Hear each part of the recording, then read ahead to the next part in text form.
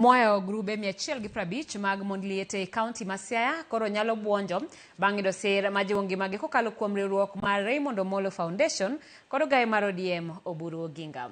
E chenro mane okelo kanyakla moyo mond liete gana 5 mawuok e wards duto 30 e kaunti ma Siaya, jagoro mongirore e migawo mar arita ma iye Raymond Omollo owacho ni ma en chenro mageto bero ngima mond liete kendo resogi e midhiero magikaloe.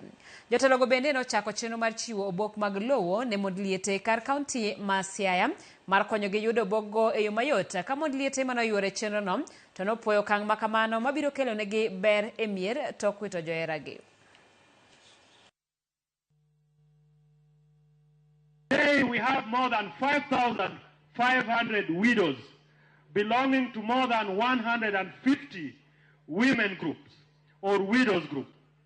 And through the program that is patronized by Dr. Oburu Oginga and myself, we have convened just not to sit and listen to our leaders. What we are doing here is not just an act of charity. It's about belonging.